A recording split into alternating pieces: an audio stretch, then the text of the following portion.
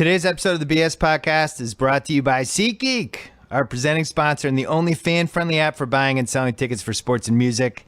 It's November. There is hockey, basketball, college hoops, NFL, and college football. You need SeatGeek. Drop your old ticket app, use one bill for 2016, buy tickets, and enter stadiums on your phone. Download the free SeatGeek app or go to SeatGeek.com. We are also brought to you by Sling TV, the absolute best way to watch live TV on your turf. Cord cutting, embrace it. With Sling Orange service, pay just $20 a month.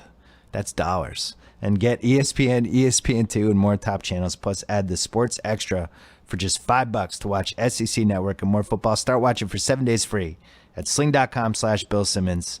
Restrictions do apply.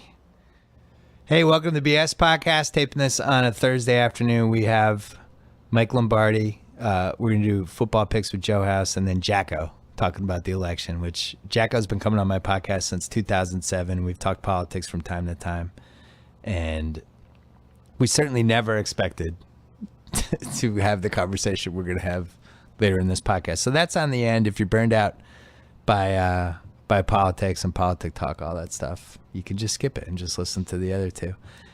Wanted to mention we filmed the last Any Given Wednesday this week. It ran on Wednesday. It was with my friends Jimmy Kimmel and Adam Carolla, and that's that. So I'll have news on what's next down the road, but for now, just wanted to say we said this, so we did the press release, all that stuff. But did want to say, like, I really love the people I worked with on the TV show.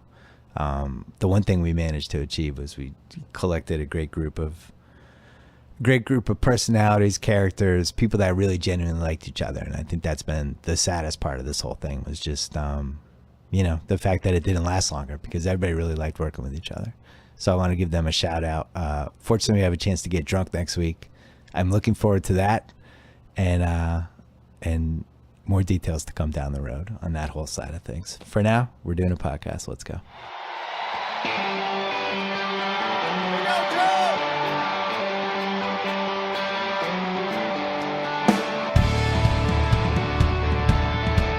All right, he's on with us just about every week. You've seen him on FS1. You've seen him on Sundays with the Fox 11 a.m. show. You saw him in the headlines after the Jamie Collins trade. He became part of the story. We have not talked to you since. Mike Lombardi, how are you? I am great. I am wonderful. I like that. I love the theory that you're like Belichick's, I don't know, Bundini Brown or something. When something happens, you just have to read the tea leaves with what you're saying. That's how Belichick feels. Like he's not his own person.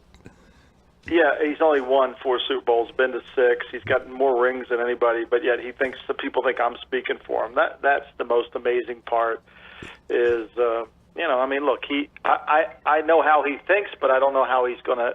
I know how he thinks if I was working with him, but I don't know how he thinks independently of that. So right. It was kind of comical how people took it to such an extreme level. Like I was just feeding the information on Jamie when nobody was paying attention. This podcast and every show I've been on have been complaining about the Patriots defense. Right. I mean, it's remarkable. Well, the other funny part about it is Belichick cares what the media thinks probably less than any person who has ever worked in sports as a player or coach. So I don't know. The whole thing was funny. And the defense was terrible. And we've talked about it over and over again on this podcast. I've been extremely concerned about the Patriots defense, and I think a lot of warts and scars and open wounds have been covered up by the teams they've played and the luck they've had with the schedule, and it's going to continue this week. You have the Seahawks. Yeah. Wilson, I mean, everybody's like, Wilson's back. I don't think Wilson's back. I don't think he can really move that well, and I don't think the Seahawks offense is very good. I think he's the type of quarterback that would kill them in the right situation, but he can't move like he used to. What do you think? I don't think he's as fast as he once was. No, I think he isn't moving as well, and I think that offensive line's a liability. Look, at the end of the game, when they had a chance to keep the ball away from Seattle and get against Buffalo and get 3 first downs, they couldn't do it. I think it's going to be hard to go in New England and win with just a passing game and keep them off balance. I think they'll make some plays, but at the end of the day, they'll struggle to score enough points because New England will score points. I mean, New England has a good feel for how to play against the scheme. Yeah. They understand how to attack it. And, if the game gets in the 20s, you have to wonder if Seattle's going to have the ball with consistency enough to get it there. And And who knows what happens with the officiating. I mean, God knows Right. last week they got a huge break, but, anything can happen. I mean, Seattle's a good team, so Seattle's not going to just lay down and die, but I think Seattle's concerns offensively, which is why I thought they wouldn't beat New Orleans. And New Orleans is because I just didn't think they could match them point for point. I thought the offensive production would have a lag, and that would give New Orleans an advantage. Yeah, the Pats don't have a pass rush. Normally, that's the type of situation where Wilson is just unstoppable. If you're just giving him time, oh, that guy's not there? All right, I'm going to run here. Oh, I'm going to run over here. All right. And then it's the same reason why Roethlisberger's had some success against the Pats too. But I don't see that guy. And I do think that if the Pats can get through this week, now you're looking at San Francisco, at the Jets, home for the Rams and Ravens, at Denver. And Denver's not in a free fall, but they certainly don't look like the contender they did a month ago. Then home for the Giants and at Miami. I mean, you could argue this is their toughest game left on the schedule. Do any of those other games scare you? No, but I think Seattle's a good team, so I do think this. Now, I think Seattle not having Michael Bennett's a different enterprise, but they're a good team. I think this will be the best team they play. I think Seattle still at the end of the season will be Dallas and Seattle. For me, will be playing for the right to go to the championship and to the Super Bowl. So I still think this is a really good team, and all those other teams on that list don't have near the mental toughness. I mean, I think that's the remarkable thing that always strikes me about Seattle is their ability to play in close games, never blink, never panic, and find a way to win the game and enjoy being in really close games and finding a way to come out the winner. And those are the hardest teams to beat and the hardest teams to kill. And that's why they're always going to be a threat coming back to New England, or whether they go to Dallas or whatever they have to do. You're going to have to defeat the champ if you want to beat Seattle. All right, let's go through mental toughness checklist. Patriots, yes. I'm going to say Cowboys, yes. What do you think?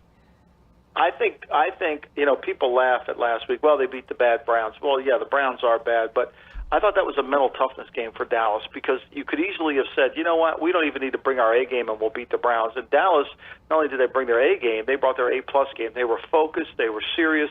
They looked like a Patriot type of team. They took the game right to, Cleveland went down the field, kicked a field goal, scored, got the lead, and they never blinked. They went right down the field. They scored. They dominated. They were the best team on the field.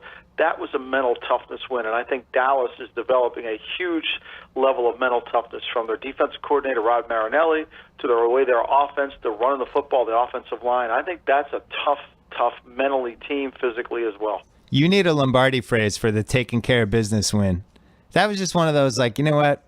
Let's go to Cleveland. Let's take care of business. No screwing around. This has all the makings of a trap game. Let's just finish this off really quick and get out of there.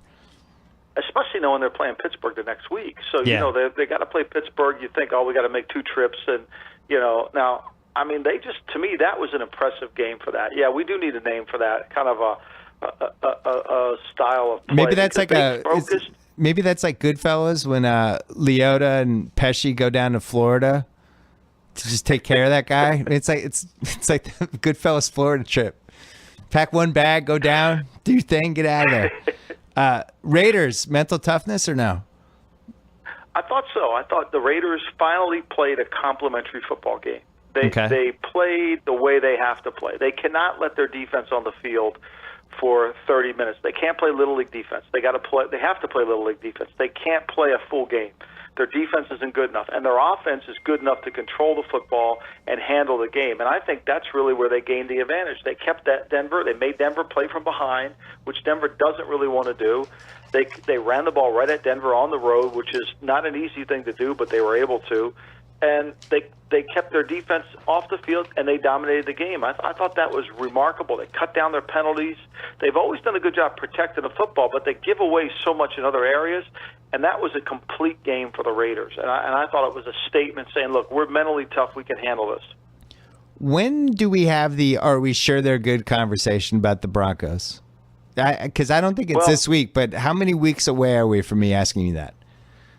Well, I think it is this week. I think this is a tougher. I think this is now. I think New Orleans has a chance to get back in this thing. Yeah. And Denver is not going to just be explosive and run away from the Saints. And the Saints play so much man coverage, and the Broncos play so much man, and they don't have Talib. Now they don't have Derek Wolfe. And what we do know about Drew Brees is this. He likes to step up in the pocket. He doesn't really mind guys coming on the edge. So they'll set inside out. And as good as Von Miller is, and he's great, Brees will step up in the pocket and still find a way to make throws. He'll find a way to make completions. He'll find a way to make plays. And I think this game, if it gets in the 20s, my question is, can Denver score 20? Right. Do they have a passing game to score 20? Do they have a running game to score 20? And I think that's the problem, and their offensive line's not played nearly as well as they'd hope. I think Denver is going to have to slug it out with everybody. When they can't run the football like they haven't been able to on the road, they ran it against Cincinnati, but other than that, when you look at them on the road, they struggle to run the football, then I think they've got some problems, and I think this is when it creeps into you. This is a game that, look, Denver can go in there and win, but New Orleans is hard to play in that stadium, Yeah. and New Orleans gets their season back if they win this game. I mean, that's what they do. I think New Orleans has a little mojo back, and they have a lot of weapons, man. They have 3 good receivers. Their running backs can run and catch the ball. They're not great, but they can run and catch the ball and at least move the chains. The tight end, who they shouldn't have signed, they should have spent the money in the defense, Kobe Fleener. But at least he's a tight end who can make you think for a second. I just think every game they're going to put up points. And I'm with you. I think Denver, we just have not seen from them that they have enough weapons to match a team. Now, they might go into New Orleans and just be like, we're taking these guys out. But I don't know if they have the linebackers to do that anymore. Do you see that? I don't see the linebacker play like that. I don't, and I think that what Sean Payton will do is he'll take a little bit of that Falcon game plan of isolating their backs, because they've got some good backs. He sees a team run for over 200 yards against them last week, what the Raiders did. So he knows what they do. He doesn't have Talib out there, so he can. And it's tough to play man-to-man against the Saints because Sean does so many different things with them, and Breeze is so good. Plus the snap count. I think Denver proved to me last week watching them play in Oakland, that they need to play home playoff games to be a really good team. Yeah. And I think that that's going to be a challenge because when they go on the road, I don't know if they can handle it. They've had some injuries. They're not the same defense, so you can run the ball more effectively on them. And you know, right now they're just a 2-2 team on the road. They went into San Diego. San Diego had a command of the game, and of course they barely hung on. But I think that shows up on the road. And look, the Saints have only held one team under 20 points all year. That's the Giants. Yeah. And my question is, can the Broncos score more than 20? Understanding this, they're 28th in the league in third down conversions. Okay, but here's where it gets really hairy. They're 25th in the league when it's 3rd and 6 or more. So if you win the running game, see, this is where stats kind of lead you down a road.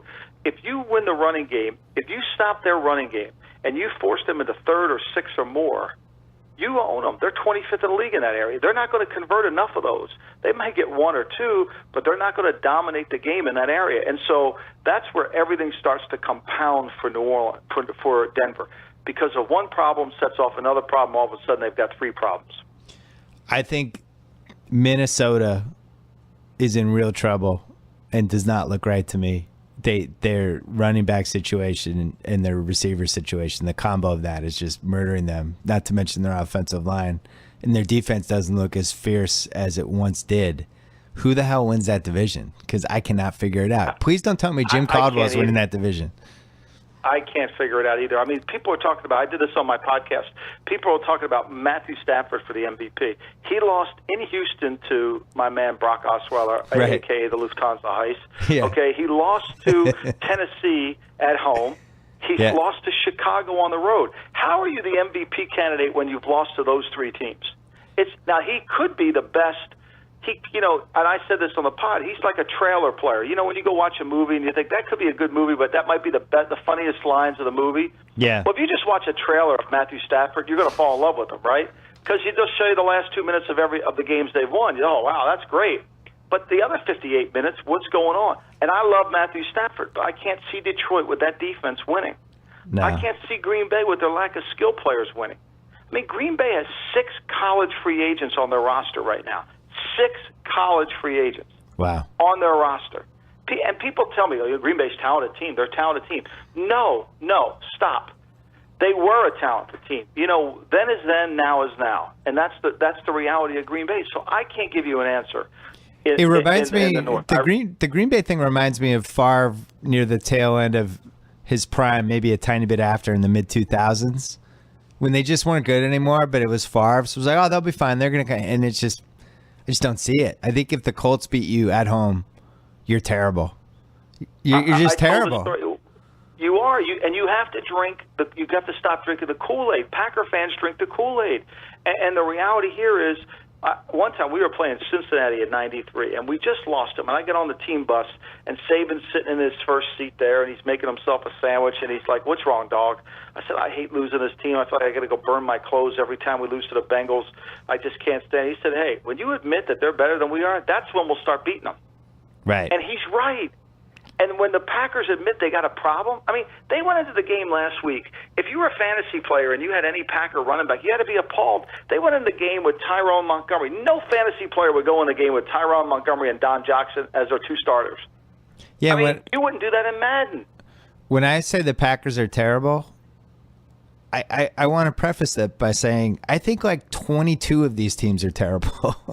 Like, I'm not singling out the Packers. I just think the Colts are terrible. I think all these teams are terrible. This is the worst football week to week we've ever seen. There's only like, I don't know, 8 or 9 teams I even trust. But that's always the league, and that's what Bill Walsh said to me in '84. But when the Indianapolis Colts stick their middle finger at you and say, "We're going to play man-to-man defense and see what you can do," and you don't have a come to Jesus conversation with yourself after that, you got issues. Well, I think that.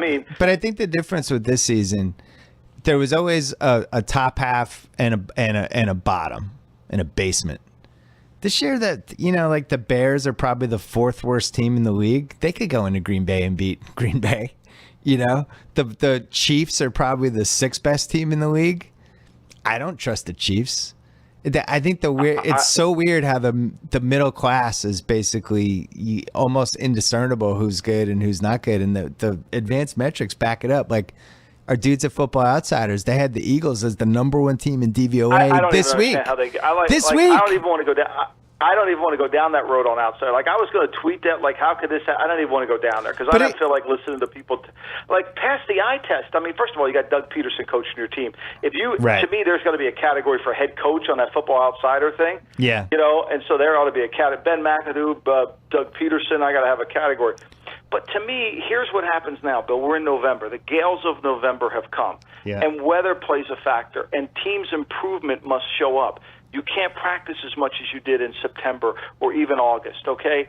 So what most teams that win now figure out, they aren't like Nicolas Cage who thinks I'm just having 2 or 3 drinks a day. We got a problem. We need to fix it, okay? Yeah. And that's where I'm saying the Packers won't do it. New England's sitting there saying, we're no good on defense. We're trading Jamie Collins. We're putting Landon Roberts in. Whether it works out or not, I don't know. But they're having an honest conversation with themselves. The teams that win in November and December have that honest conversation. That's all I'm saying, and they need to fix it. You can't go in a game with Ty Montgomery and Don Jackson, who had a cast on his hand as his only running back, and then blame McCarthy because he can't run the ball. I mean, that's not fair. I mean, you can blame McCarthy for things, but to me, McCarthy deserves a Purple Heart for, A, looking at 6 college free agents make a team that's supposed to be really good and not bitch about his GM. Yeah.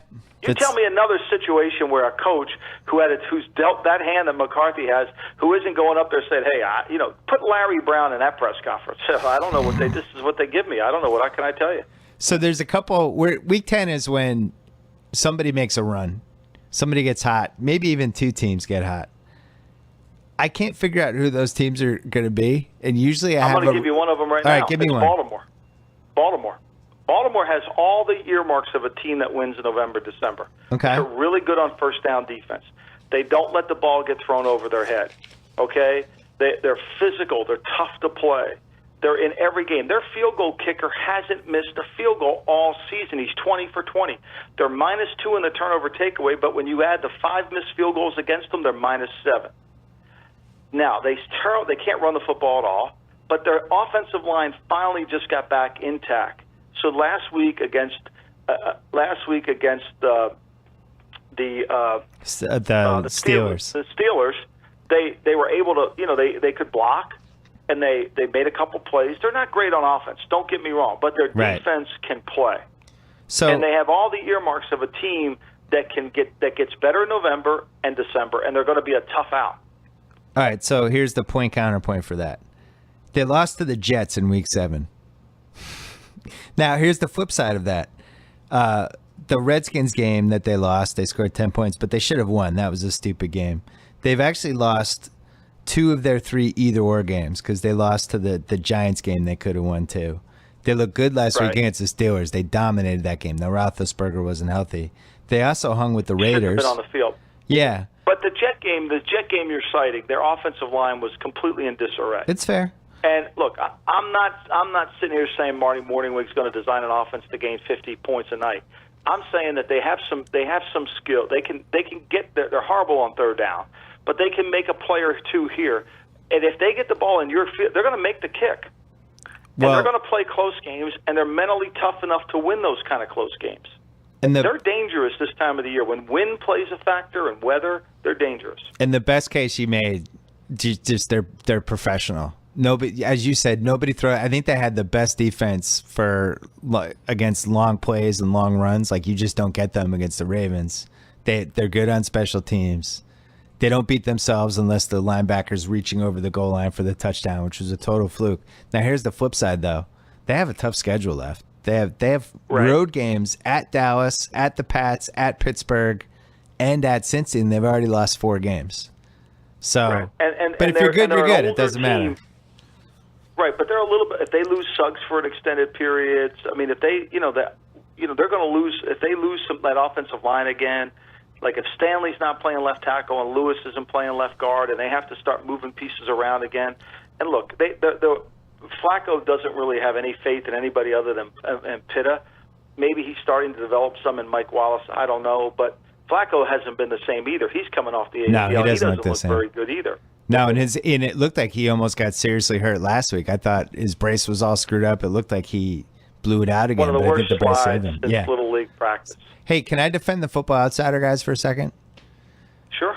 That site has been really reliable and has had a good indicator year after year of like, oh, you're kind of sleeping on this team, or oh, even though the win-loss record doesn't totally reflect it, this is happening.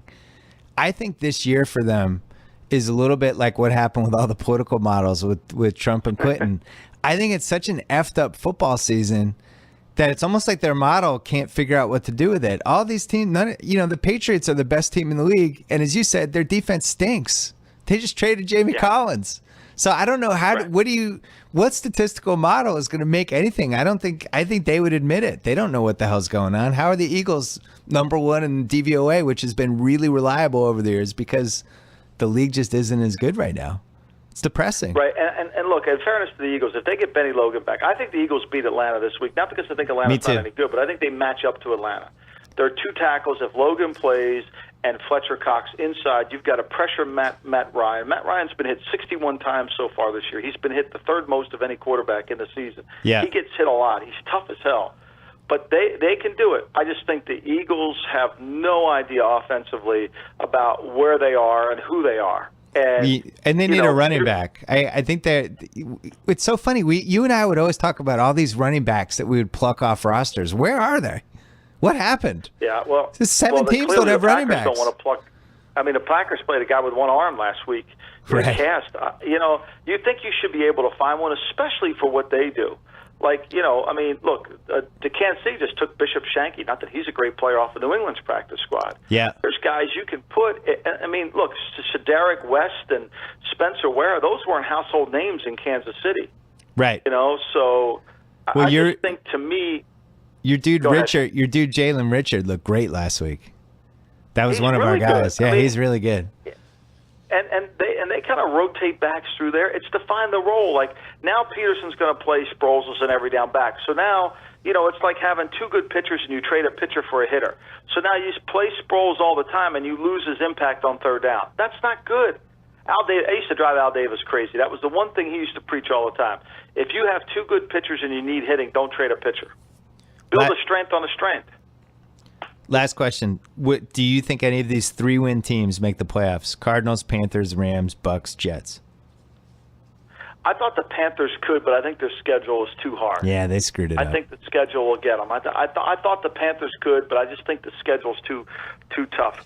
What other teams did we have there? You have the Cards, you have the Rams, you have the Bucks, you have the Jets. We cross off the Rams, Bucks, and I Jets. think So the basically, Cards it's the can. Cards. I think the Cards can. I think the Cards got San Francisco this week. I think the Cards can get when they panicked after week 1, that told you that they're looking to get to the top of the mountain without climbing it. Right. I thought that was a little premature. And they have a good team. Now, I think the problem the Cards have, and I'm going to hedge my bet here, is I don't know who's going to play left tackle, Aldrich John, or are they going to move DJ Humphries over there? If they don't have a legitimate left tackle, as we know from New England last year, it's hard to overcome replacing the left tackle, and losing Valdir hurts them. Your Sixers look good. I've been watching. Yeah, thanks. I mean, Abid's great. Trust the Embiid's process. great. We're 0-7. Yeah, really good. This is the best possible process, though. The team's fun to watch, and you're 0-7. What more could you want? You have 82 entertaining games. You can lose all of them, get the number 1 pick again. The process, man. It's so great. The process. It's so good. Mike Lombardi, as always, a pleasure. What's the name of your podcast? Make Me Smarter podcast. You can get it on all those sound. It's only every Tuesday it comes out. It's 22 minutes. It'll take you not even a ride in LA traffic. It's easy. Okay. All right. We'll talk to you next week. Thanks, Bill. Bye-bye. Let's take a quick break to talk about wine. We sang the praises of Club W on this pod before. They are now called Winc. That's WINC.com. It's a new name and an improved look, but here's the important part. It's still the same amazing wine company introducing you to new wines you'll love. Their 100% satisfaction guarantee means if you don't like a bottle they send you, they'll replace it with a bottle you love. No questions asked. And it's a personalized wine membership. It recommends wine specifically for you and me based on the results of our palate profile quiz. Rate all the wine you receive from Winc, and they'll learn about you with every order and constantly personalize the wine they send. Be like me. Sign up for Winc right now. They're offering my listeners $20 off when you go to trywinc.com/BS. TRYWINC.com/BS. They'll even cover the shipping. Fine wine personalized to your palate, delivered right to your door. Trywinc.com/BS. Back to the podcast.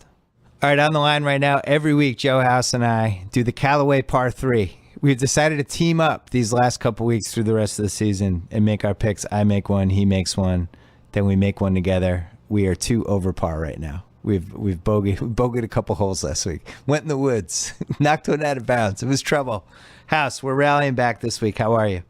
This week, I'm very excited to talk about Callaway Customs. Callaway Customs bringing tour-level wedge customization. You can personalize your Callaway wedges with letters, numbers, symbols. You, Bill Simmons, I think have one of these. Did you not get an Any Given Wednesday wedge? I do. Long live Any Given Wednesday. Long live it. It's great. It's a great keepsake. It's the best. CallawayGolf.com/Callaway Customs. Go on there. Check out letters, numbers, symbols, colors. You can personalize it however you want. All right. I might have one that says, "Check out." All right.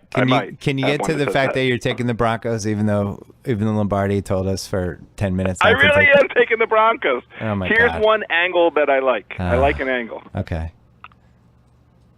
I have an angle. I'm waiting. Defending Super Bowl champions, Yeah. like the Denver Broncos, 24-2 against the spread since 1981 if they are on the road after a loss, and matched up against a team that the previous week won both straight up and against the spread, and the Super Bowl champion is not getting 7 or more points. So that all applies to the Denver Broncos here. A wonderful nugget. My good pal, Big Al McMorty, feeding me God. a Big Al nugget. What's wrong with that one? It's like watching you duck hook a drive into the, and now we just bogeyed the first hole. Now we got to win these next 2. Denver's not winning in New Orleans, but that's all right. I hope you're right. I hope we need it for our 30th ranked defense. It's fine. Allowing 30 points per game. I like Denver to get a little spark in the offense just prior to their bye week. The people of Denver hate me, by the way. Well, New Orleans hates you too now, and they're yelling "Who dat" at you. My first pick, or my personal. Well, let's do our joint pick. Okay. We both like the Eagles. The Eagles are first in DVOA. The Eagles have a good football team. The Eagles should have beaten the Giants last week. They have some flaws. They have some running backs you might not feel good about starting on your fantasy team. They have a young quarterback who throws balls very high and is going to get one of his receivers hurt at some point. But I think they're talented, and I think they have a good defense, and I like the way they match up with this Falcons team. And I think you do too. And most importantly, I like the fact that they're getting points at home. And we've seen the home dog starting to take care of business recently. The Eagles are getting 2 points, and I just like them. What do you think? Yeah, we're in the same boat. This Philly team is kind of an enigma. Can you think of a better team in recent memory with worse players at the skill positions? Right. I mean, the Nelson roster Aguilar, of all those right. dudes. Incredibly bad receivers, completely non-consequential running backs, with the exception of Sproles. But there was also some nice angles on the Eagles and angles that go against the Falcons. I'll only mention one of them. Atlanta, 37-57 against the spread after scoring 30-plus points in his previous game. 37-57 kind of sounds like my record of picks this season. Well, but it's also working against Atlanta, so I like the Eagles in this spot. Their last 5 games, either-or game in Detroit, they lost by 2. Lost by 7 to the Skins. They were in that game. Beat the Vikings. Overtime loss to the Cowboys. Last week's Giants game, which was another either-or game. I don't know. They just hang in games, and I like them getting points. And they have a really tough schedule. And if they blow this game, they're in major, major trouble. Now, I am not a Doug Peterson fan, and I'll probably regret that we picked him on Sunday, but right now I like it. All right, last pick. Oh, man. I can't believe. That was a heavy sigh. I can't believe I'm doing this. I'm taking your team. Wow. Yeah. I'm taking your team in Washington. They're only laying 2.5 points to Minnesota. I think Minnesota is in a free fall, and I think their offense is terrible. They can't block. They can't run. They can't throw the ball. You guys can throw the ball. You guys can do stuff. I think the crowd's going to be fired up. I like the NFC East. I think the NFC East is just good.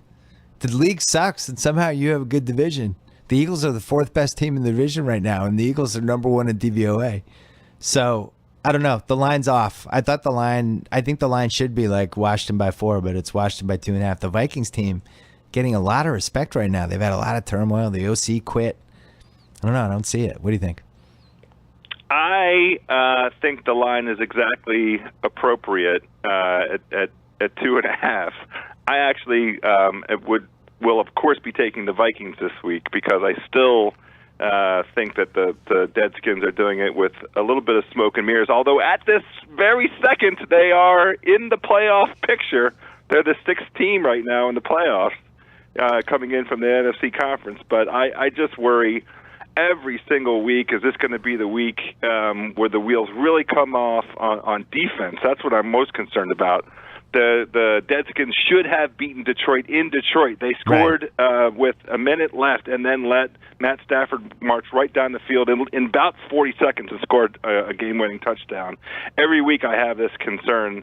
The missed field goal in overtime against Cincinnati is obviously going to be a thing that haunts them for the balance of the season because 5-3 right now at this moment is something you can really, sink your teeth into. 5-3-1, right? 5-3-1 is a real record. Well, that would be if they win this week. Yeah, if they win this. For me, it's more of an anti-Minnesota pick. I just don't. I think they're getting too much respect for how the team has been performing the last few weeks. We should mention, since you're here, you were part of the incredible bet that Sal and I made that we conceived in Vegas of the Patriots to win the AFC East, which I was at a table imploring all of you that we had to figure out a way to make money because every year the Pats win the AFC East, and for some reason Vegas continues to offer this bet. Every year I somehow figure out how to lose this bet, even though the Pats always win the AFC East. This year, it was Hillary Clinton, who we had at like minus 300. We parlayed them together. It was a great bet. It was going to win. She was minus 600 over the weekend. We had so many chances to go against this. We stared at it. We never did. And yeah, that's how I lost money, and that's how you lost money, and Sal lost money on the most improbable political election of all time. I'm weirdly proud of us. If we're ever gonna lose money on a bet, this should have been the bet, right? This is our track the record. real turn, the thing that should have tipped everybody off. Jeff Chow and I went in on this venture together. Jeff Chow of The Ringer. And Jeff last week said, should we hedge? Trump was at plus 215 at that point. And I looked right across the table at him and said, are you crazy? To hedge, and that immediately put the stink streak on Hillary. Yeah, but over the weekend, she was minus 600. Like there was it never even occurred to me she was going to lose. I did my last Any Given Wednesday show. We taped it on Tuesday. And the first 5 or 6 minutes was about, just anticipating that Hillary was going to win. It was basically like with Jimmy, this whole thing about what are late night hosts going to do now that they don't have Trump. We did this whole piece on it. And then it dovetailed into this whole thing about how The Rock should run for president now, and his social media following, and him versus Trump, and we had to throw all of it out. But this was Tuesday. We're taping late afternoon on Tuesday, West Coast time. So the election stuff hadn't come back in. And nobody saw it coming. I mean, we could have filmed an alternate version, I guess, but that would have not been able to capture the mood of the country as the whole thing was going on. I just, even to the last possible second, never occurred that we were in trouble with that bet. Never worried about it. That's right. I never for 1 second thought about a hedge. From now on, I'm listening to Jeff Chow when he says, should we hedge? And the answer is just yes, of course. Yes. And I don't mean to trivialize like the election, the mood of the country right now, all that stuff. I just thought it was, if anyone was going to have money on Hillary Clinton, it was going to be the amazing team of me, you, and Sal. Failure of a bet. Yeah, it really was. I remember where we were when we thought of it, when we made it. We were at a sushi restaurant in Vegas, and only us. Wonderful. Hey, the omakase. Hey, last thing. Kevin O'Connor wrote a piece about The Ringer about the Denver Nuggets, and threw out a John Wall for Nurkic, Emmanuel Mudiay, and some picks type of situation. And it made you upset, and now you don't like Kevin O'Connor anymore. I just don't understand. We're 6 or 7 games into the season here. Why is the Ringer trying to pry John Wall away from the Washington basketball team? I don't understand it. Well, your team's not very good. This is the second column. There was a free John Wall column, and then Kevin comes along. Now, by the way, I love Kevin. Yeah, he's I've really enjoyed himself so far, and he was an excellent addition on the podcast last week. I know he's supposed to come on this pod. Having said all of that, yeah, huh? He was going to come on this pod, but we had so many technical difficulties this week that we had to. We're bumping him to next week. He'll be on. Yeah.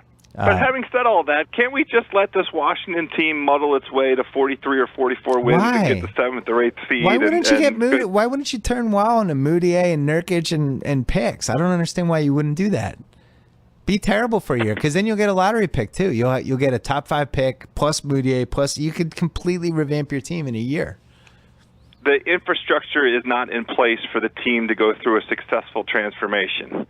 When by that I mean the general manager is not very good here in Washington. Get a new general manager. He hasn't been good for a long time. Then do that too. Okay, but do all of it. That's the starting point, right? That's where you start from. You have to have a plan. Now we had a plan here in Washington. It was KC to DC or KD to DC. Goodness gracious, I'm so worked up. KD to DC. Yeah, it didn't happen. He didn't even do a meeting. It didn't work out. He didn't even come for a meeting. It was worse than that. No, he didn't. Here's what I do. Changed. Here's my 3-step plan to save the Wizards. Go ahead. You trade John Wall to Denver. I'm with O'Connor. I think it's a smart trade. You get that. You get Mudiay. You get Nurkic. You get a pick back. Your own lottery pick now is a top 5 pick. So you got that. New GM. Your new GM is also your new minority owner, because Barack Obama is buying into the Washington Wizards. Ted Leonsis gives him 7% of the team. Okay. He has to buy at a very low price. Barack is now in charge. Barack is now in charge of the Wizards. He's going to rebuild it. He's going to do Theo Epstein. This is his next project. Is it going to be like the Affordable Care Act? It doesn't. I don't think that really distinguishes him from Ernie Grunfeld. Okay. All right, fine. So find a GM, but also get Barack Obama. Give him 5% of the team, because he can come to the games. He can sit courtside. He'll be there with his daughters. He becomes your Jack Nicholson, like your Magic Johnson. Buzz. Yeah. You want some buzz here in the DMV. You want Chocolate City to get going again. I do. I understand it. It's dead here. I mean, the basketball team is so moribund at this point. And honestly, more than anybody else on the team, the guy I'm prepared to blame is Bradley Beal. Come on, dude. You got the contract of your life. You had the whole summer to prepare. He did prepare. All the news stories talk about what great shape he's in. He had no physical setbacks, and he can't put the ball in the basket. And there's only one skill that he's being paid for, and that's to put the ball in the basket. Now, of course, I'm going to pull my Aaron Rodgers. Relax, because we're only 7 or 8 games into the season yet. Can I tell you one? The whole Can I tell thing you is one built more? on Wall and Beal. That the whole deal falls down if one of those two guys is out or not up to standard. This will get you excited. So, one other angle from that Wall to Denver trade that got me kind of fired up. So let's say that trade happens. They then could trade. You can say it. I'm not saying it, but go ahead. Let's say it happens. This is all hypothetical. All right. Everybody gets bent out of shape. This is hypothetical. Two buddies talking. Let's say that trade happens. Right after that, they make a move for Boogie. Oh yeah. They dangle Jokic. And they dangle some of the other picks they have, and maybe they dangle Jamal Murray, and they do a Godfather Boogie trade, and Boogie and Wall are reunited in Denver with Wilson Chandler and Danilo Gallinari and Will Barton. Yeah, but it would be fun. And then maybe Calipari, that's where he ends up. I want a team to root for. I don't care about Denver. I mean, I actually enjoyed Denver quite a bit this season, but I love Denver. What about my team? Your the people at Denver are all wake and bake and going in there watching games high. I mean, they have a nice, fun team to do that. None of that's happening here. Yeah. Your team's in trouble. Your team is that your read? Yeah, your team's in deep amounts of trouble. You have 2 assets that are both very expensive. And you really don't have anyone. I mean, Otto Porter destroyed the Celtics last night. I mean, I don't know if that was the game of his life or something, a portent of something to follow. But, when you look at the Wizards, I'm not, by the way, thanks for asking if I was worried about my team and our Celtics over bet. I'm not. But Al Horford. I didn't say a word. Well, Al Horford, Jay Crowder are 2 of the best 3 players of the team. They're missing a week. And if you go. Everybody's like, what's wrong with the Celtics? It's like they're missing 2 of the 3 best players. Yeah, Al's got a concussion. He'll be back. Why don't you take Durant and Draymond off the Warriors and see what's going on there? Yeah, I just compared my team to the Warriors. You mean Kevin Durant is shooting 58% so far this season? I know. Yeah, but whoa. We're going to lose Clay soon. What do you mean lose? We're going to lose Clay soon.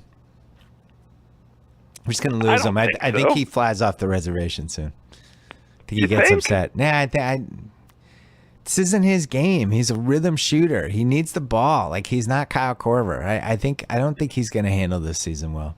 It's just I have no inside info. Just my spidey senses is when you have 4 guys, it's really hard to keep all 4 happy like that. At when all 4 of them think they are really, really great at basketball.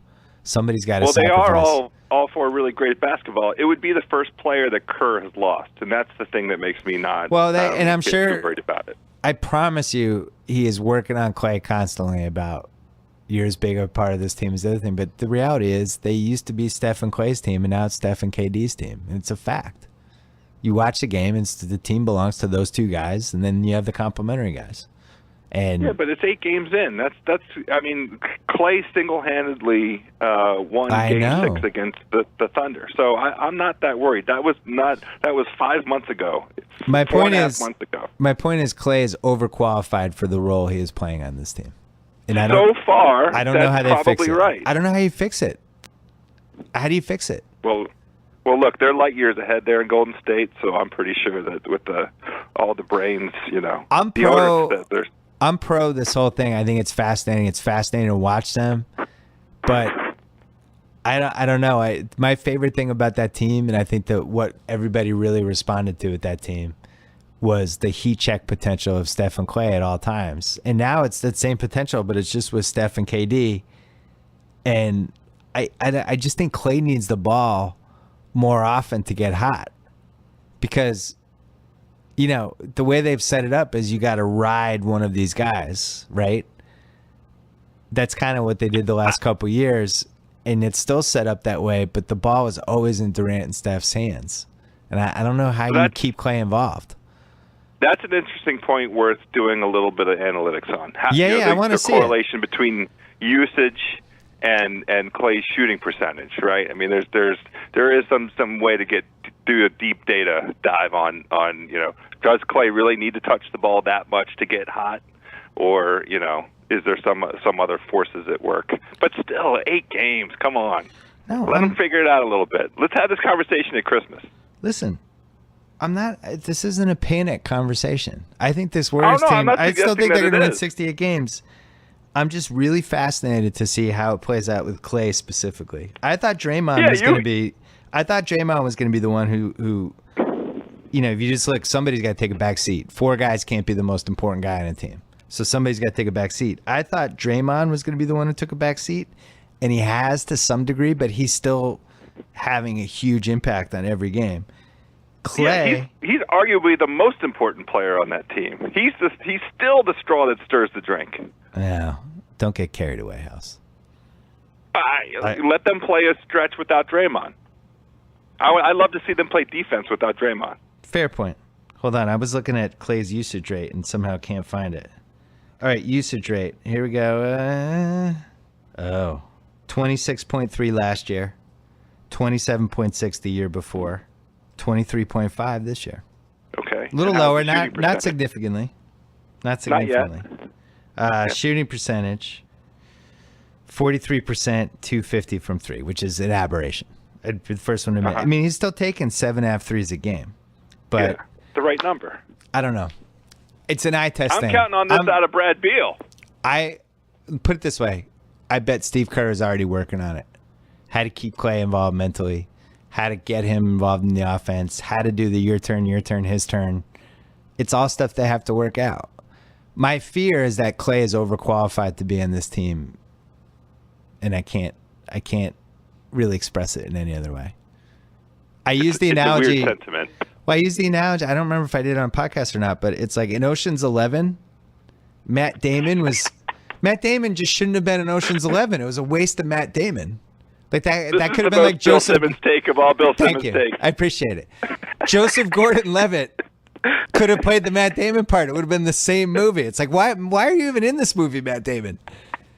And I feel a smidge of that with Klay Thompson. All right, House, we're going to call Jacko and talk about the future of the country. Oh, I'm so happy. I can't wait to listen to this. All right, we'll talk to you later. A quick hiatus in this podcast to talk about our friends at Squarespace. They make it easy to build beautiful websites without breaking a sweat, regardless of skill level. No coding needed. Not only does Squarespace provide easy-to-use tools, Squarespace's state-of-the-art technology ensures security and stability. Millions of people and some of the world's most respected brands trust Squarespace. You should too. You get 24/7 online support, and you can even design a best-in-class online store with Squarespace's award-winning templates and customizable settings. And you have Squarespace Commerce, where you get all the tools you need to track inventory, process orders, send custom emails, and one intuitive interface. Start a free trial today. No credit card required. Squarespace.com. Use offer code BS. You get 10% off your first purchase. Once again, Squarespace.com. Offer code BS. Quick break to talk about a perfect mattress that's sold directly to consumers. Let's talk about an award-winning sleep surface developed in-house. With a sleek design delivered in a small, how do they do that size box? Let's talk about Casper mattresses. They combine springy latex and supportive memory foams for a sleep surface that's got just the right sink and just the right bounce. Plus, its breathable design sleeps cool to help you regulate your temperature throughout the night. Mattresses can often cost well over $1,500. Casper mattresses cost $500 for a twin size, $850 for a queen, $950 for a king. They have a risk-free trial and return policy. They deliver it. You can try for 100 days. If you're not happy, they'll pick it right back up. Get $50 toward any mattress purchase right now by going to Casper.com/BS and using code BS. Terms and conditions apply. That's Casper.com/BS. Back to the pod.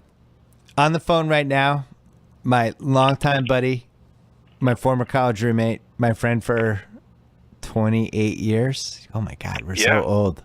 Yes. We never imagined this day would come. We've been doing podcasts together for a long time. Never imagined the day would call where I called you 2 days after Donald Trump won the presidency of the United States with the Republican Party, and to get your thoughts on that. But we're here. This is the world we live in, Jacko. How are you? It's pretty crazy to think that what we do, 2 podcasts in the course of 2 weeks, discussing the Cubs being World Series champions and Donald J. Trump being the president of the United States of America. I know. We are in uncharted waters here, my friend. I don't even know if it's water. I don't know what we're in. It's we're a in liquid. Uncharted outer space. Yeah. It's something. Everybody seems to think they had no idea this was going to happen. Yeah.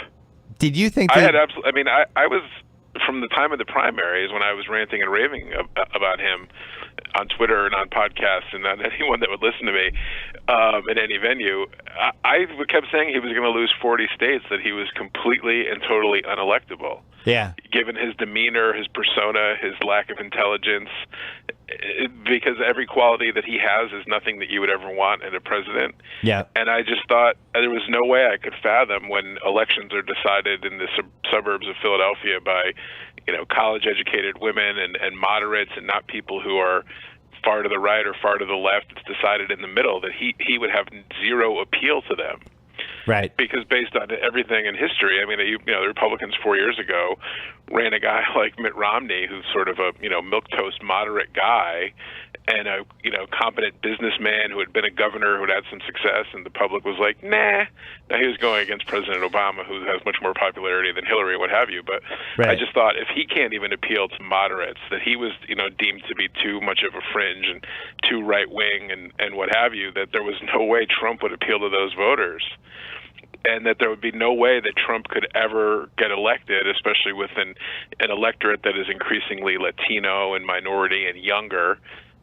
And yet here we are. I mean, I was completely flabbergasted on election night. I still can't get a hold of things, like, to really wrap my head around it. When I saw the picture today of him in the Oval Office with President Obama talking about a transition, and I'm like, Jesus Christ, that really happened. Yeah. Like, it's just nuts. I read everything yesterday and I read everything today. There's a lot of good stuff that was written and a lot of interesting stuff, a lot of informative stuff. It didn't really seem like the same. It seemed like the same people that voted for Romney and for McCain in 2008, the votes in those states that swung basically this election were around the same. Right. But it was Hillary that didn't bring out the votes. And that was the part that I was did not see coming. Especially like that more females didn't come out and more minorities. And I don't know what she did wrong with getting the message out, trying to get people out to vote. I thought the message was out, but maybe made me wonder, like, people are in their own little bubbles. And you have bubbles on the, California bubble, you have your New York City right. bubble, and you just right. assume everybody is seeing it the same way. And obviously they weren't, and they didn't understand, the Supreme Court's at stake with this one, and right. things like that. And I just think people felt like Trump couldn't win, and it was, oh, well, he's not going to win. And that was at least part of it. Yeah, I think maybe a lot of people took it for granted that there was just no way he would get elected. He actually got fewer votes, I think. I mean, there's votes still being counted. So, right. But at this moment, he has fewer votes than either McCain or Romney got in terms of pure raw vote totals. He's at 58 million and change, and McCain and Romney did better than that, whatever their numbers were. Because there's some percentage of Republicans, although I guess ultimately 90%, according to exit polls, voted for him. But there's some percentage of Republicans that did not vote or for him or split the ticket and voted for Republicans down ballot but didn't vote for him, and yet he got elected because Hillary's voters stayed home. Now there was some percentage of people that were non-college educated whites that went for Obama apparently in 2012 that swung to Trump this time because economic concerns or what have you, and that was a deciding factor in some of these Rust Belt states, Michigan, where he apparently won by an extremely narrow margin, and Pennsylvania, and So, those people didn't go for Romney, but they went for Trump. And the amazing thing to me is I think Trump got a higher percentage of Latino and African American voters than Romney did. If somebody can explain that to me, I'd love to see that. Like, after everything Trump said about Mexicans and building walls and right. to keep rapists out, how his vote among Latinos went up. It's just like, what? I Just think amazing. I think I've heard so many different takes, and one of the takes that I've heard a couple people say that I do agree with, it does seem like everybody underestimated how unhappy a large chunk of people were in the country just with the status quo. And and if anything, Hillary was just the wrong candidate. So like, just take Trump out of it. People, you had a ton of Americans just looking at Hillary and going, that's more of the same. I've already watched this play. I mean, in history, it's very difficult to elect a president of the same party after a two-term president. Yeah. George H.W. Bush got elected after Reagan, who was wildly popular and was running against Michael Dukakis. But it's very difficult. Nixon couldn't win after Eisenhower, and you could go all throughout history, and it's very rare that happened. So when you then put up an unappealing candidate like Hillary Clinton, because whatever her other talents, she's a terrible politician. I mean, she's just robotic and unnatural and, not warm and fuzzy, and people just do not love her in the way that they love Obama. Yeah. So to put up somebody of the same party after 8 years of Obama, whatever your opinion of Obama is, people have short attention spans, and it's like, oh, I've had a Democrat for 8 years, and we want something different. And then, like you say, when you put up Hillary, that's been in the public eye for 30 years, ballpark, people are like, oh, that's the same old thing again, Yeah, and it's hard for her to say. It's hard for her to say it's time for a change. Right. It's like, no, you are who you are. You're 70 years old. Like you're not changing at this point. And she's got to bring out the Obama coalition to vote for her. So it's tough for her to say, I know people are hurting here now, because you want to say, well, Obama's wonderful and you love him, you should vote for me to continue that. So it's hard to thread the needle and say, well, Obama's wonderful, but you folks are in trouble, and I'm going to fix that. But I'm going to do what Obama did. It's like it's an impossible line to walk. And I also think people might have underestimated just people voting their party no matter what. I was surprised by that when I saw the numbers that actually 90% of Republicans came home to vote for Trump. I was really surprised by that.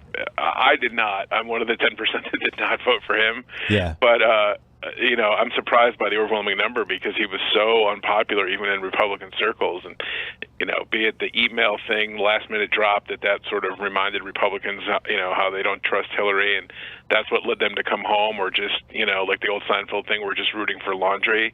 So you're just, you're rooting for your team no matter what, and you're going to vote your team no matter what. Whatever the case was, he got enough Republicans and enough independents, certainly, to swing his way, and Hillary didn't get enough Democrats turned out. So yeah, they're voting for an infrastructure, and they're voting for, that's the other thing, is some people just vote, and literally the only topic they care about is abortion.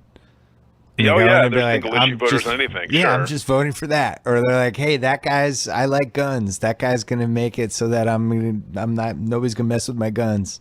I like lower taxes for wealthier people. That's my issue. And it is a big coalition. I mean, the part that was scary, I think, is some of the hate speech and the things that kind of seeped out. That I think was the part that was so alarming to, basically. I mean, all if of us had drawn up a playbook of things not to do, say, or be involved with and run for president, he would have checked every single box on that list. Everything. Right. And yet here we are, and he got elected. I mean, I never thought in a million years that would ever happen. And I kept lamenting from the time he got the nomination back in May that the election was over. And I think Hillary and the media and everybody else thought the election was over. They talk about measuring the drapes in the Oval Office. Right. Hillary hadn't just measured the drapes; she had bought the drapes. Like she was getting ready to hang them. And so to wake up, and say, to find out at 2:00 in the morning or 2:30 when I went to bed, that although she hadn't conceded, that every network was basically calling it for Trump. I mean, it's just unbelievable. I still can't believe it.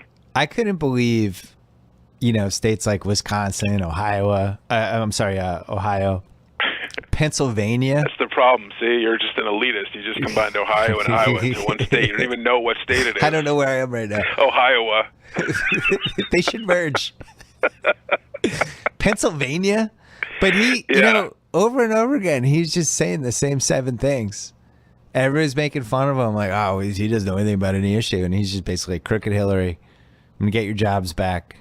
Right. NAFTA's the worst. Like, he was just hitting this. It was like a jukebox.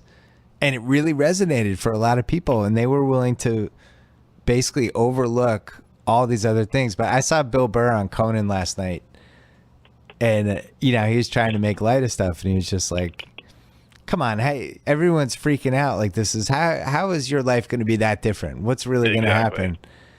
I think that underestimates, you know, he's like, you see this guy every 3 weeks. Like, there's a bunch of checks and balances. But I think the part that doesn't account for is just the fear and unease of people in their 20s who just can't believe this, and then minorities and women and, you know, people who are really fearing the future. All these college kids who are freaking out. You know, Obama's been president for 8 years, so if you're in college, that's almost half your life. Yeah. So that's all you've known, basically, is that Obama, and you've had this dream messiah as your president, and that's all you've known. And then when you couple that with Trump, and well, you couple that with all, you know, having to have safe spaces on colleges and their general demeanor of getting a trophy for participating and never knowing, not winning, and not getting your way. So then you have a full-blown temper tantrum. But when you couple with that, and the part of me that is a bit empathetic to some of these feelings, is that Trump has not only dabbled, you know, to talk about dog whistles, but he's had outright whistles, not just dog whistles, but outright whistles. And what happened, I think, this time, too, and Seth MacFarlane, of all people, I saw this on Twitter, when Democrats paint a guy like Mitt Romney as this awful misogynist or awful racist, you know, because he happens to be a Republican, or they say that about John McCain, who's practically a Democrat, and you scream and rant and cry wolf about all these Republicans. When the actual wolf comes along, people are like, oh, you said that about everybody, you just ignore that. Yeah. Because so now when you really had legitimate reasons to be concerned and warn about Trump and some of the things that he certainly plays footsie with, at least, if not outright believes, now it's too late. People are like, oh, you say that about everybody. You know, any Republican, if they ran Rubio, he would have been branded a racist and a misogynist and a homophobe and all the other epithets. So you get hoisted on your own petard when you cry wolf too many times.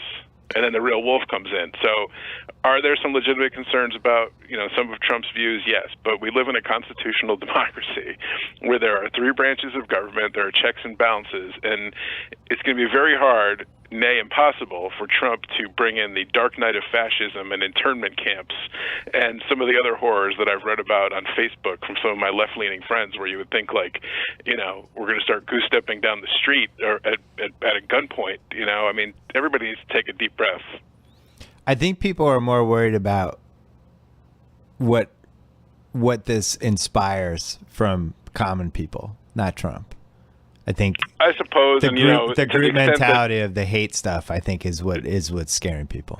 To the extent that his victory has empowered any hate groups to come out from their holes in the ground and into the light, that is indeed one of the more troubling aspects of anything. Yeah. But, you know, my hope is that he will have little to no impact, really, on anything. I mean, in my dream scenario, it would be that they duct tape him to the chair and let, you know, Pence and Ryan and McConnell and his advisors run things and just tell him to sign here on the dotted line and bills passed by Congress. Yeah, but, I do wonder, you know, like, for him, if part of this was like professional wrestling almost. He's just saying and doing whatever it took to win. And once he got in there, now he's going to scale back. Because what president would ever just want to be despised by half the country? Yeah, I mean, you know, back during the primaries, there was these stories that his son had called John Kasich and said, how would you like to be my father's vice president? And when we win, you can be in charge of the budget and you can be in charge of national defense. Yeah. And so Kasich supposedly said, well, if I'm in charge of the budget and national defense, what's your father going to be in charge of? And he said, well, he's going to be in charge of making America great again. So if Trump maybe wants to run this as like a chairman of the board so that he's like the figurehead, right? His name is on the administration. They play hail to the chief when he walks into the room. But he really is hands off and he lets people that may know what they're doing run things. from my perspective, I'm going to be a lot happier with that than him actually having his finger on the wheels of power, which would concern me. It does concern me to no end. So if he's hands off and he just did it for a kind of a lark and can't believe he won but knows he's over his head, that's great. The problem is he's the most narcissistic human probably ever to walk the earth. Yeah. And when they hand you a suitcase and these are the nuclear codes and the gravity of the moment hits you and you say, oh, I'm Donald Trump, I'm so wonderful, look how wonderful I am. He starts doing real things.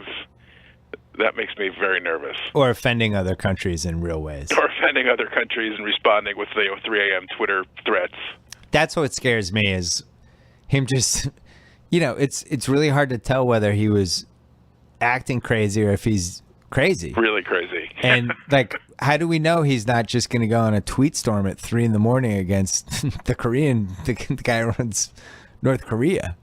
I know. We don't know. What if he's know. just feeling it one day? I'm going to take some shots at this guy. Like who the fuck knows what he's going to do? That's the part that scares me. And the guy is not beholden to the Republican Party, so he doesn't care if he takes the Republican Party down with him because that was just a vehicle to get him here. Yeah. He has no real core views or beliefs because he's donated to Schumer and Pelosi and Hillary and everybody else, and now suddenly he's a crazy right winger. So is he going to make deals with Schumer and cut out the Republican Congress and work with the Democrats to get big government projects in? Who knows? I kept thinking about it. You shouldn't be thinking this way about your president, but I was thinking of the Saturday Night Live skit "Goat Boy," where Jim Brewer was this goat boy that they had made in the lab at the University of Chicago, and he hosted a dance party show or a talk show, and then there'd be these scientists, and they had a cattle prod and a rope, and so he would be Goat Boy and he'd be normal, but then when he started acting more like a goat and got crazy, they would tase him and rope him. I was like, that's what we need. We need the Goat Boy guys in coats around Trump. So if he starts getting too far, Pence gives him the cattle prod. I think you probably President Goat Boy. That's what we have. Pence already bought it. He already has the cattle prod with him. Do you think Bernie Sanders would have beaten Trump? That's a good question. I think he would have. I think he inspired more passion probably among Democratic voters. Yeah. I don't know. I don't know how many more independents he would have turned off with the socialism and all, but I think the Democratic Party, their heart of hearts was more with Bernie than it was with Hillary.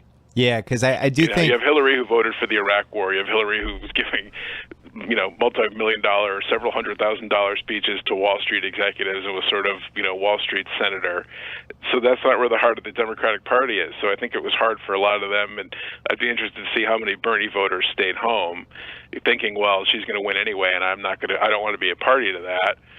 So, I wonder how much more their heart would have been in it to go and, walk over hot coals to vote for him, and they didn't do it for her. Yeah, because, I'm like an election nerd. I love this stuff. I went through a big run once upon a time, reading all the books and everything.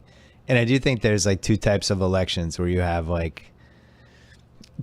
something like this year where the country's not happy and they want something.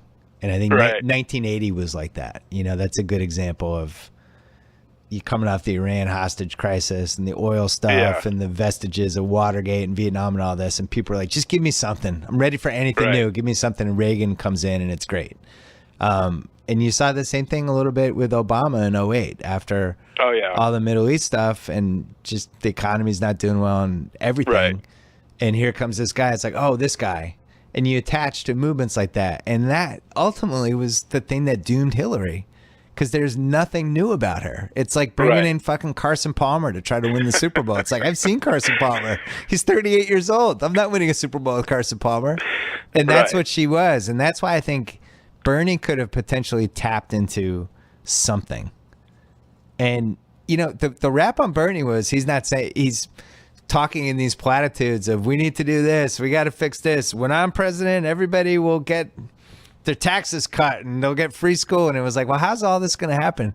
It's basically what Trump did. Trump just talked in code words and I'm making America great again. I'm going to bring jobs back. I'm going to get rid of it. Yeah. But he never actually said anything.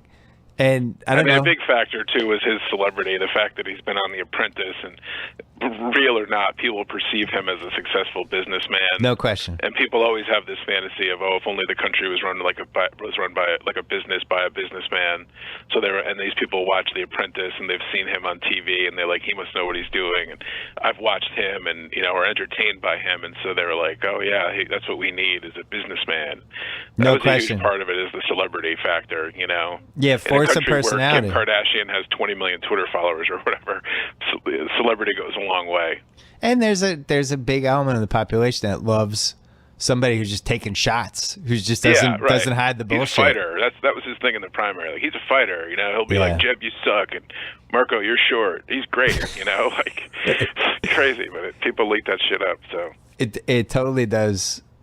There's the force of personality part of it, and I also, people have made this point too, but some clear sexism with this too. I think there's just people out there that are just like, I don't want a female president, and that's it. Yeah, that was the deal breaker for them. There's no question that's out there. I think there is some of that. I think there is some of that too. So I remember watching that second debate when it looked like he lost his mind and he was almost stalking her like a bear stalking a stray, I don't know, a stray deer. Yeah.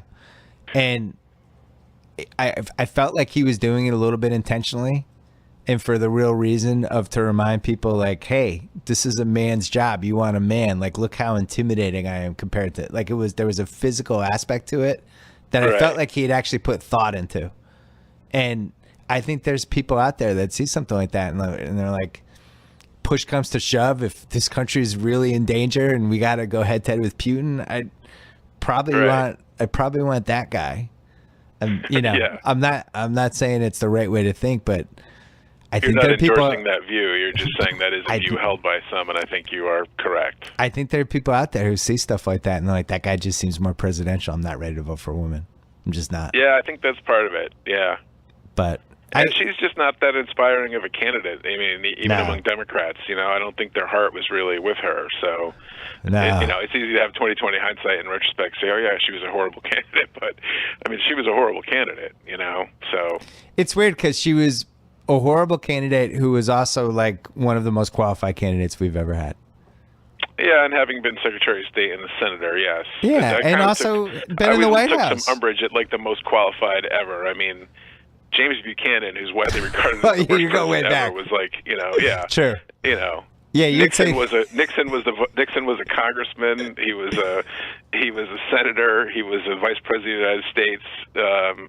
You can make a case for a lot of people being qualified. True. I guess the thing that I liked with her qualification I can't make a case for being qualified? Donald J. Trump. No, I was thinking the fact that she was in the White House for 8 years, married to the president, I thought was an amazing advantage. It would be like if Belichick's, the girl he's dating, who's 20 years younger than him, who was also loved football and was a football coach and all that, but then also picked some stuff up through osmosis. Yeah. There had to have been 20 things she learned from being the first lady for 8 years, that nobody else would have access to. Probably picked up something, sure. Yeah. Well, anyway, Donald Trump's our president. It's President Coke Boy. Big winners, Republicans. Well, I don't know in the short term, but when he fucks something up immeasurably, that's going to redound to the negative of the Republican Party. So, well, people who love, I hold my fire on that one. I think there's two types of Republicans. There's the ones like you, who are the diehards, who are just in crisis right now with how this went, and then the ones who are like, and the ones who are like, fuck it, we have control of everything. This is We're great. In charge, sure. Yeah, this is great. And I think the other big winner, late night shows.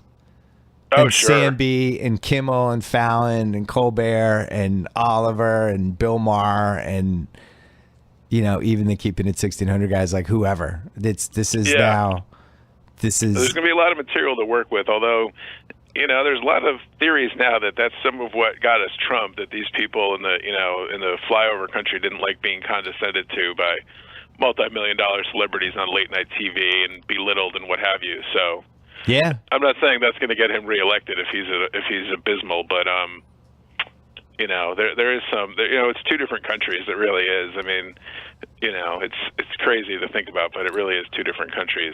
Well, in 2020, culture and what have you. Well, in 2020, we have President The Rock. Right. Who's going to come in. There's no way Trump beats. We're really going to have to bring in The Rock. I mean, he saved the Fast and Furious franchise. This is now the next, the evolution of him. He's got a better social media presence.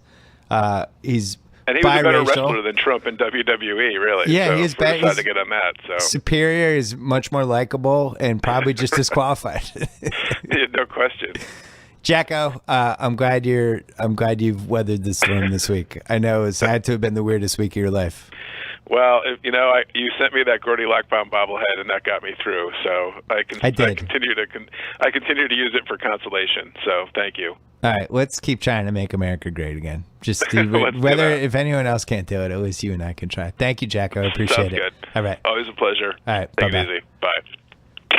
That's it for the podcast. Thanks so much to Sling TV, the best way to watch live TV on your turf. With Sling Orange service, pay just $20 a month. You get ESPN, ESPN2, more top channels, plus the Sports Extra for just $5 extra to watch SEC Network and more football. Start watching for 7 days free at sling.com/Bill Simmons. Get Sling TV on your favorite device. Restrictions do apply. And also, thanks so much to FrameBridge, because they just mailed me 8 new posters that they framed for me, because they love me and I love them just as much. Check out framebridge.com. I can't even tell you how cool the Nirvana poster is that they framed me. You can't see it. You're just listening to this. But check out framebridge.com. Promo code BS and you get 15% off your first order. Check them out. I really like FrameBridge. Thanks to HBO. Thanks to TheRinger.com. I hope you checked out The Ringer this week. We had a lot of political stuff and a lot of really good stuff, and also a lot of escape stuff too, because some people are tired of reading about this stuff.